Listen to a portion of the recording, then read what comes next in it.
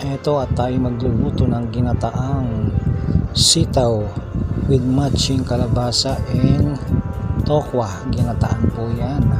Ito na nga po. Tapos po natin pira-pirasuin yung sitaw. Sunod naman po natin itong kalabasa. At ang mga recipe: sitaw, kalabasa, tokwa, at bawang. Hindi ko na ipakita rito yung gata, pero hindi dyan po yan.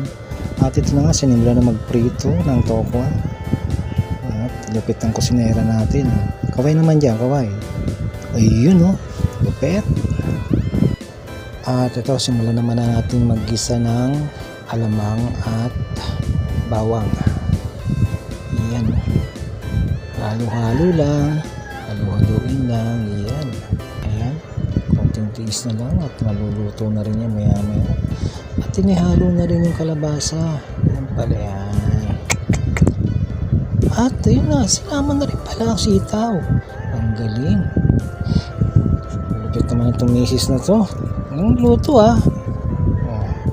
Ayan, nilagyan ng konting gata. Ayan pala yung sinasabi ko kanina, may gata pala. Ayan, konting halo-halo lang. At maya-maya ay kukulo na yan. Hintayin na lang natin maluto.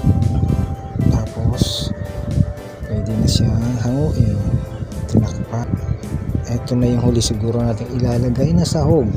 Natalagay ko, luto na. Ayan, kakain na tayo. Okay, so ayan, at naghain na si Mrs. Okay, let's go na. Kain na tayo. Ayan, santok pa tayo na kanin. Konti lang naman ang kanin natin. Ayan, si Mrs. sasantok na din. Ayan o.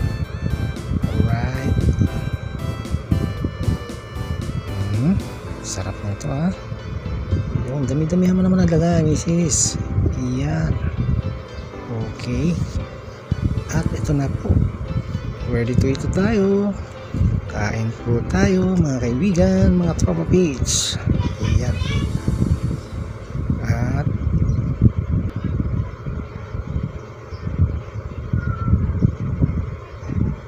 ayan, kain. Oh, sarap ah. Why? Ayan, Mrs. Sulit ang pagod mo, Mrs. Sarap ng niluto mo ha.